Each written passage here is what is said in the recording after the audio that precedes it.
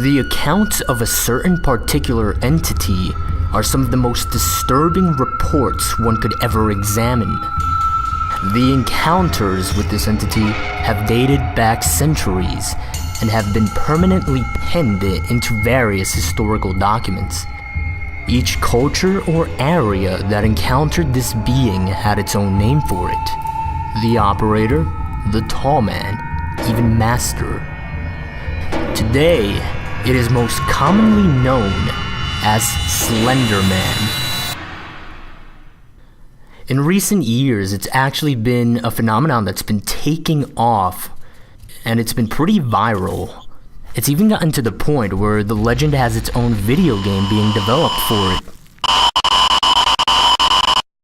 However, its presence in history is certainly undeniable.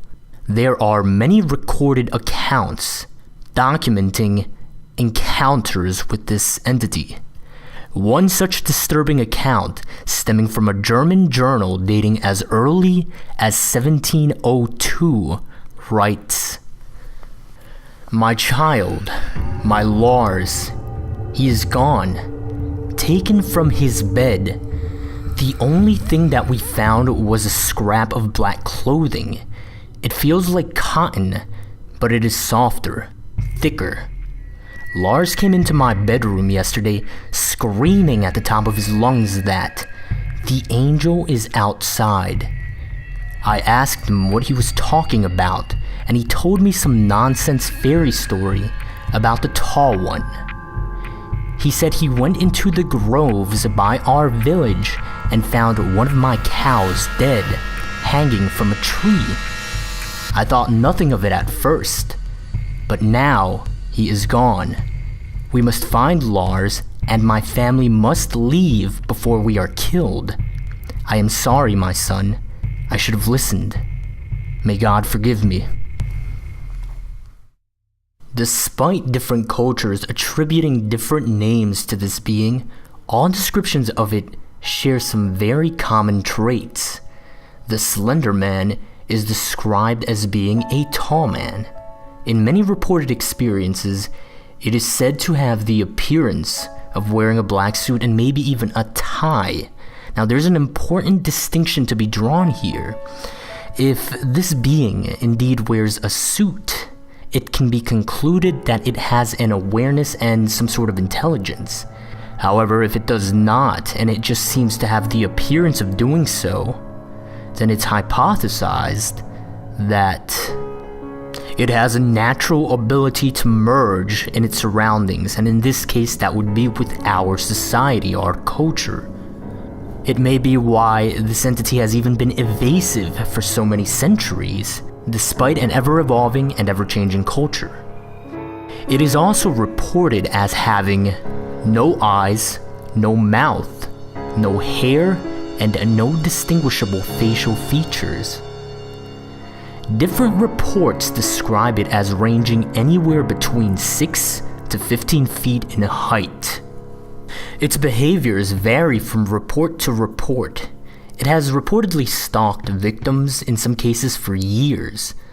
Psychological torture is a common tool this being employs, though any definite particular reason as to why it does what it does is anyone's best guess.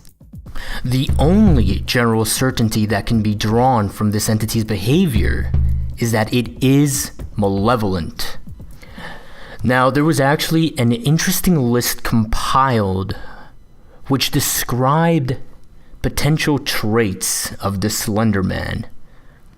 This list was compiled after there were a number of burning buildings with unknown causes that had several deaths and a few surviving witnesses. Now, these traits are listed in a sort of chronological order, and this is what that list says. Slender Man will find interest in a victim for reasons unknown. It would then contact the victim, and if it is a child, it'll present itself as friendly. The adults he stalks have a common trait. They have all been through a terrible tragedy in their life, even if the tragedy was made by Slender Man directly. If the victim is an adult, it would stalk the victim for long amounts of time, causing what is known as slender sickness. Now, slender sickness causes massive paranoia, nosebleeds, nightmares, hallucinations appearing only to the sick person, and many other dangerous symptoms. Eventually, and this is where it gets disturbing, eventually it would abduct the victim into whatever nearby forest there may be, where they would be killed. In messy cases, it may remove evidence of its existence by causing fire of their home, place of work, or school.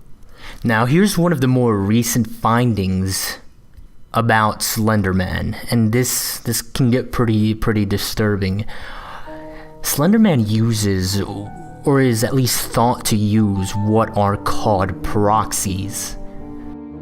Now these proxies, they are people that behave in really strange ways. Oftentimes it is described as if they behave in ways that make them appear as if they are possessed. It is a kind of psychosis. However, it is unknown whether this psychosis is simply them speaking for themselves, or if it is actually Slender Man pulling the strings. In its most generalized form, you can consider these proxies insane individuals that are apparently under its control or influence. Now, this is because these proxies tend to act based on what this entity might want or need, sort of like servants. Now, the idea is that these people do all the physical interaction for it. Quite significantly here is the idea that they might even destroy or even leave evidence for it.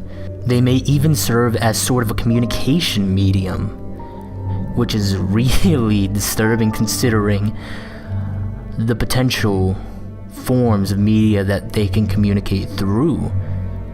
Because this includes creating any sort of electronic media to communicate with whomever they might feel the need to. So it might be possible that there are videos or files out there with communication from it.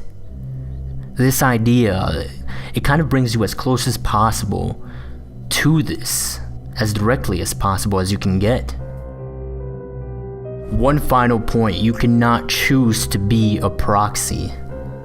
There are reports or accounts in which people have tried where they've wanted to, but it doesn't work that way. In short, it chooses you, you do not choose it. And that, I think, is probably one of the scariest aspects of this entire thing. Apparently there are organizations tracking it, however not much is known about this as one would suspect. In fact, it's even to the point where one of the organizations is literally just called the organization. It's been given aliases such as Optic Nerve, the Unknown Organization, the Bureau, and even the Anti-S-Walker Unit. But all in all, it's just an unnamed organization. One report states that there was an interview with a detective. This detective did not state where he worked from, he only stated that they were based in Washington in the United States. Based on these reports, it is known that the organization pretty much knows about as much as we do when it comes to the Slender Man. However, some extra information includes that they refer to Slender Man as a serial killer whenever they are talking to civilians. They have been researching this entity for many years. They believe he has killed and that he's active throughout the nation, and they do not know how to neutralize him. But beyond that, there is very little known about this organization. There's actually another very interesting foundation that very little is known about. The foundation itself is called SCP, This foundation's initials stand for secure, contain, protect. What they essentially do is they find anomalous objects that are considered not to belong in physical reality or in nature, and they contain them because these objects might be seen as a threat to the stability of our existence. The items they contain are actually referred to as SCPs, and this foundation has actually contained an SCP that is often thought to be the Slender Man because of its nature and the way it works. This SCP is called SCP-582. Its alias is Bundle, and here's a description directly from the SCP archives. SCP-582 is an adaptive, self-propagating meme in the form of an entity most often referred to as blank. It's blanked out. SCP-582's primary ability is passive reality modification. Any fictional account written about SCP-582 will become a factual record of a manifestation of the entity in which SCP-582 will carry out all actions attributed to it in the narrative. These manifestations will happen at whatever time and place is specified.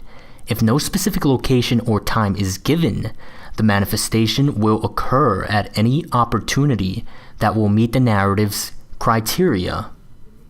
Now here's what's really interesting about how they are handling this, and for this reason we are here in the video solely referring to this SCP by a factual name in which no narrative can be established. This is how they're handling it. It says, all major internet search engines are to be monitored for any references to SCP-582 under any of its known names. Copies of all media relating to SCP-582 are to be stored in Secure Archive 582. The original sources of these materials and all records regarding the individuals responsible for the creation of such are to be expunged as outlined in Document 582-RP. Now here are the specifics of how this relates to Slender Man. This SCP has been noted to share some abilities as Slender Man. For example, it appears or disappears at any place or at any time.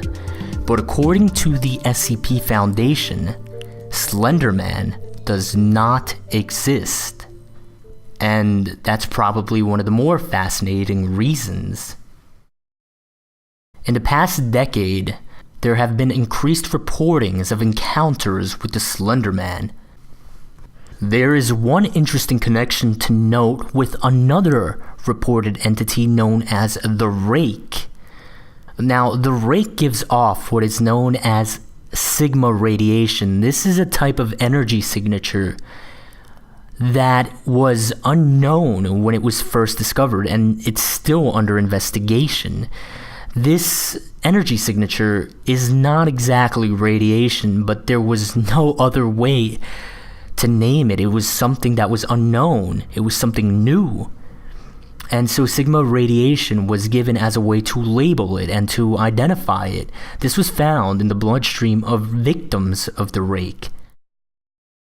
What's interesting here and its connection to Slender Man is that Slender Man, in one or two cases, maybe a few, left behind what was a sort of fabric, a piece of cloth, and this cloth gave off that very same energy signature. Now, more information will be compiled for a future summary video of what the Rake is. But because of all of this, it is thought that there is some relation between the Slender Man and the Rake. There have even been mentions of a modern cult who worships the Slender Man, who see him as some sort of holy being and that his actions are a blessing.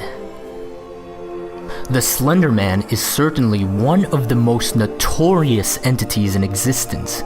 Quite possibly the most disturbing aspect of investigating the Slender Man is the inexact nature of its origin. Its malevolent, mysterious nature is one that garners a lot of deserved attention. This is what we know so far. There is still much to learn.